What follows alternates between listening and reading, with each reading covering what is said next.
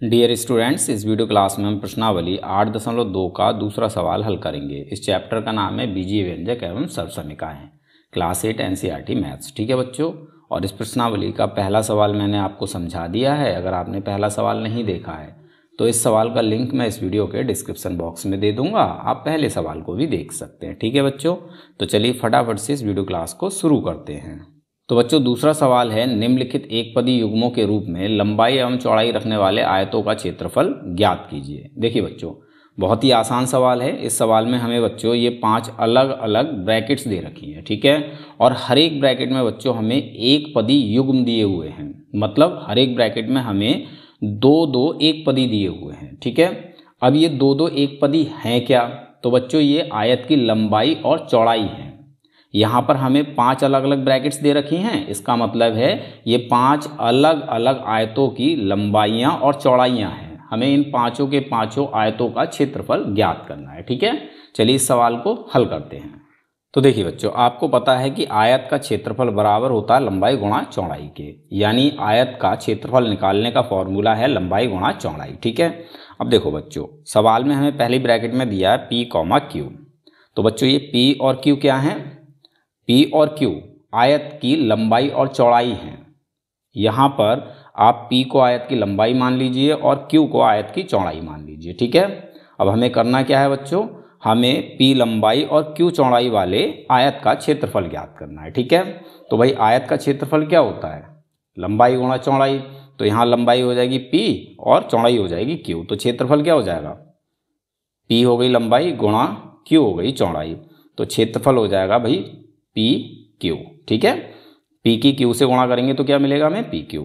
ये हो गया इस आयत का क्षेत्रफल।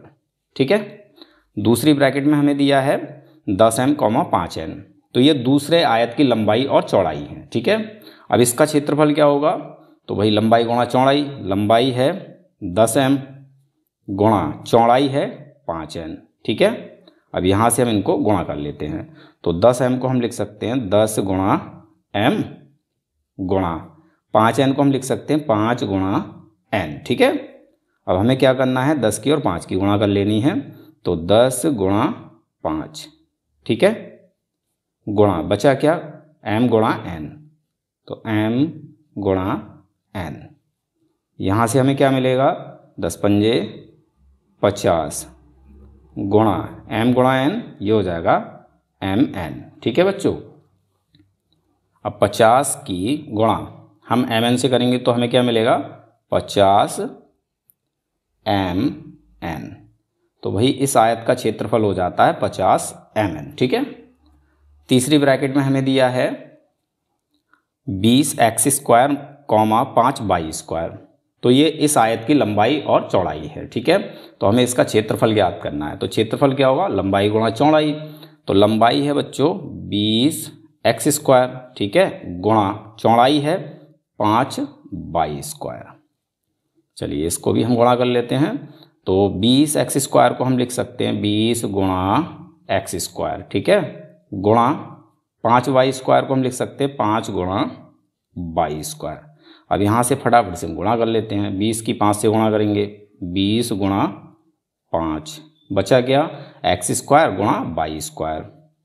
तो ब्रैकेट में हम लिखेंगे x² गुणा y²। ठीक है, अब यहाँ से देखो बच्चों हमें क्या मिलेगा? 20 की गुणा 5 से करेंगे, 20 पंजे 100 गुणा x² गुणा y² से करेंगे तो ये हो जाएगा x² y²। ठीक है, तो यहाँ से हमें मिलेगा 100 गुणा x² y², ये हो जाएगा 100 x² y²। ये हो गया भाई इस आयत का क्षेत्रफल 100 x² y²। क्लियर है? अब हमें चौथी ब्रैकेट में दे रखा है 4x, 3x²। तो यहाँ पर इस आयत की लंबाई हो जाती है 4x और चौड़ाई हो जाती है 3x²। ठीक है, तो इसका क्षेत्रफल क्या हो जाएगा?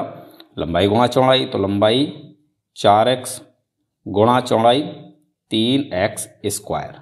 ठीक है बच्चों, अब 4x को हम लिख सकते हैं 4 गुणा x गुणा 3x² को हम लिख सकते हैं 3 गुणा x²। अब हमें क्या करना है? 4 की और 3 की गुणा कर लेनी है। 4 गुणा 3, बचेगा क्या, x गुणा एक्स स्क्वायर, x गुणा एक्स स्क्वायर। ठीक है बच्चों, तो यहाँ से हमें क्या मिलेगा, 4 तियाँ 12 गुणा x की गुणा एक्स स्क्वायर से करेंगे तो ये हो जाएगा x की घात 3।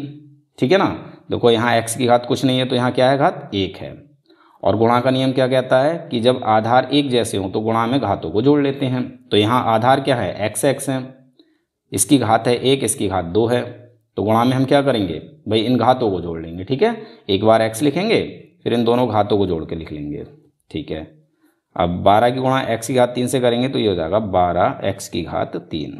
ये हो गया इस आयत का क्षेत्रफल, 12x की घात 3। ठीक है, और आखिरी ब्रैकेट में हमें दिया है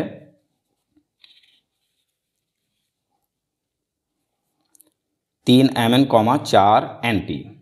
यहाँ पर इस आयत की लंबाई हो जाती 3mn और चौड़ाई हो जाती 4np। ठीक है, तो इस आयत का क्षेत्रफल क्या हो जाएगा, लंबाई गुणा चौड़ाई, 3mn ये लंबाई हो गई गुणा 4np ये हो गई चौड़ाई। ठीक है, चलिए गुणा कर लेते हैं। तो भाई हम 3mn को लिख सकते हैं 3 गुणा m गुणा n। ठीक है, फिर गुणा 4np को लिख सकते हैं 4 गुणा n गुणा p। अब हमें क्या करना है, संख्याओं की गुणा कर लेनी है, तो 3 गुणा 4। ठीक है, बचा क्या, m गुणा n गुणा n गुणा p, तो m गुणा n गुणा n गुणा p। ठीक है बच्चों, अब यहाँ से देखो हमें क्या मिलेगा, 3 चौक 12 गुणा m का m आ जाएगा, n गुणा n दोनों की घात 1 1 है, आधार एक जैसे हैं तो हम क्या करेंगे, घातों को जोड़ के लिख लेंगे। तो ये हो जाएगा n की घात 2, फिर है हमारा p, तो p आ जाएगा। तो यहाँ से हमें मिलेगा 12 गुणा m n स्क्वायर p, तो ये हो जाएगा 12m n स्क्वायर p। ये हो गया भाई इस आयत का क्षेत्रफल, 12m n स्क्वायर p। यहाँ पर हमारा ये प्रश्न कंप्लीट हो जाता है, मतलब यहाँ उत्तर हमारा ये कंप्लीट हो जाता है। ठीक है, तो हमने पांचों के पांचों ब्रैकेट्स में जो लंबाइयाँ और चौड़ाइयाँ दे रखी हैं, इन आयतों का क्षेत्रफल ज्ञात कर लिया है। तो मिलते हैं अपने अगले वीडियो क्लास में।